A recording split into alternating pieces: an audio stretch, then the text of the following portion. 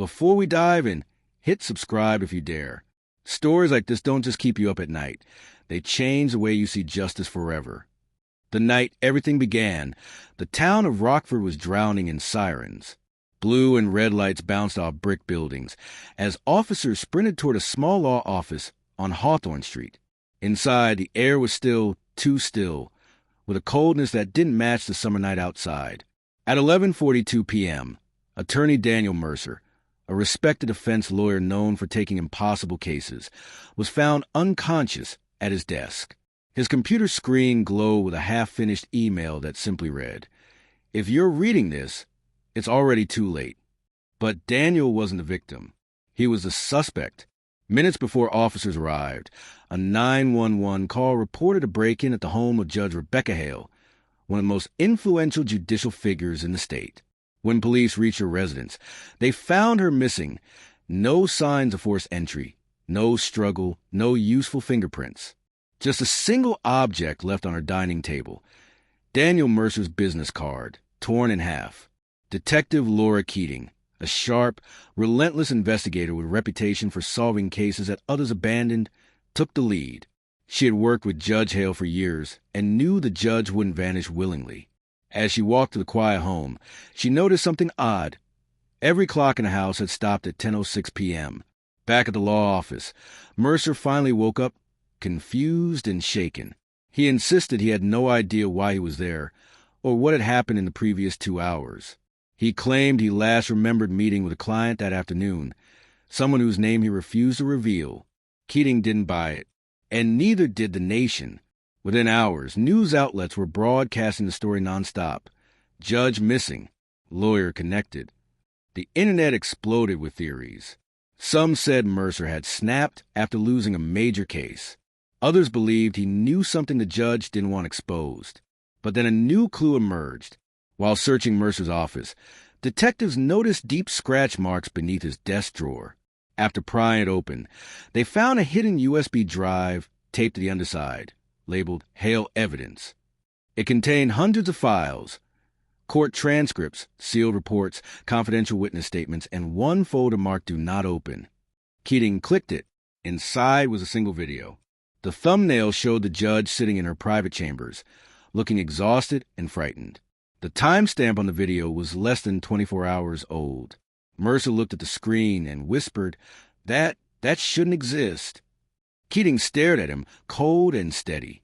"What exactly did you do, Daniel?" But before he could answer, the video began to play, and what they saw made the entire room go silent, because Judge Hale hadn't just disappeared. She had left a warning, and it pointed to someone no one expected. The video flickered to life, the image grainy yet unmistakably real. Judge Rebecca Hale sat at her desk, hands clasped tightly, eyes darting toward the door as if someone might enter at any moment. Her voice trembled, something unheard of from a woman known for her fearless rulings. "If you're watching this," she said, "I may already be gone. And Daniel, I am sorry." Detective Keating shot a look at Mercer, who shook his head violently, insisting he didn't know why she apologized to him. But the judge continued, "I uncovered something I wasn't meant to see, something buried behind sealed indictments and falsified reports. Don't trust anyone. Not the offices, not the courthouse, not the ones closest to this investigation."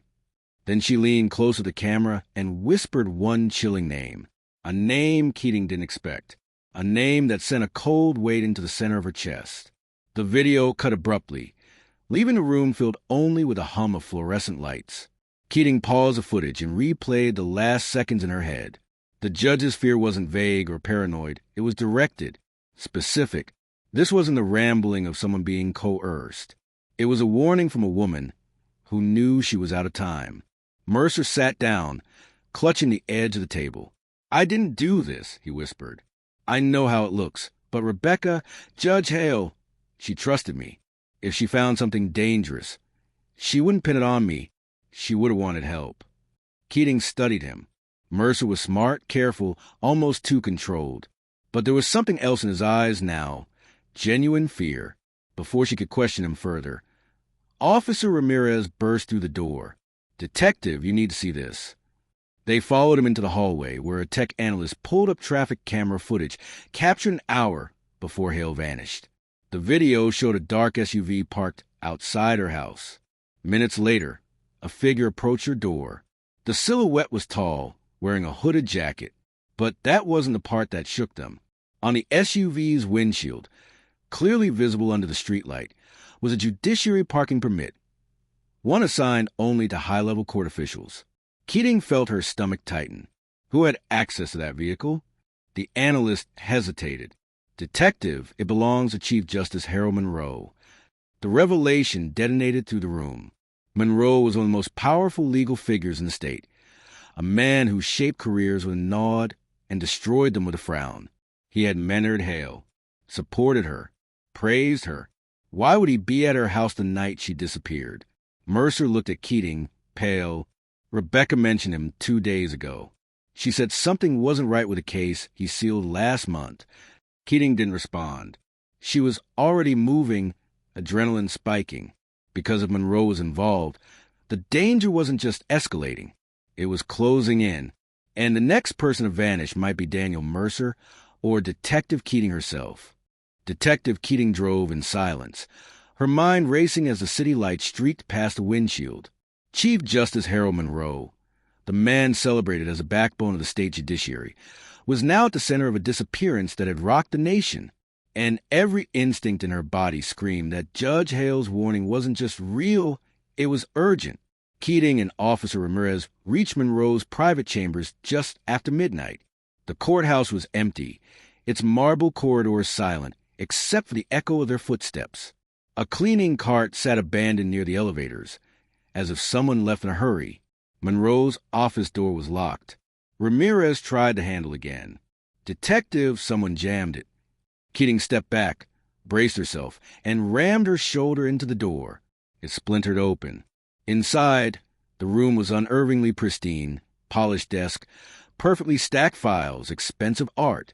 But something was off. The window was slightly open, letting in a faint chill. Papers that should have been sealed evidence, reports were strewn across the floor. And on Monroe's computer screen, still glowing, was a single document titled, "The Hale Dossier, Do Not Release."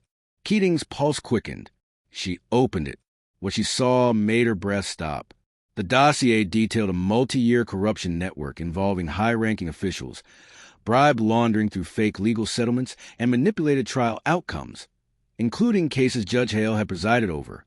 At least 7 judges had signed off on rulings Monroe engineered, and at the center of the whistleblower list was Judge Rebecca Hale. She hadn't been a random victim. She had been the threat Monroe needed to silence. Before Keating could read further, the computer screen blacked out. A voice behind her said calmly, "You weren't supposed to see that." Keating spun around. Chief Justice Monroe stood in the doorway, his face expressionless, his eyes cold with a kind of certainty that came from decades of unchecked power. "You're interfering with a matter far above your rank," he said. "Rebecca thought she could expose us. She didn't understand how this system works." Ramirez stepped toward him. "Where is she?" Monroe tilted his head, safe from making further mistakes. Keating's voice hardened. "That sounds like a confession." He smiled. "Call it what you want. Justice sleeps when necessary." Before he could make another move, Mercer appeared behind him, breathless, desperate. "She's alive," he said. "I know where she is." Monroe whirled, shocked. That hesitation was all Keating needed. Within seconds, Monroe was restrained, shouting threats that echoed through the courthouse halls. Keating grabbed Mercer. "Take me to her. Now." They raced through the city to an abandoned storage facility. Behind a locked maintenance room door, they found Judge Hale, weak but alive, bound but unharmed. She looked up, tears filling her eyes. "You made it," she whispered. Outside, sirens wailed as Monroe's empire began to crumble. The nation woke the next morning to headlines declaring the fall of one of the most powerful judicial figures in decades. But for Detective Keating, the final words of Judge Hale's video still lingered. Don't trust the ones closest to the investigation. And 3 months later, when another sealed case linked to Monroe suddenly disappeared from evidence storage, she realized the system wasn't finished fighting back. If you think this story was intense, you're not ready for the next one.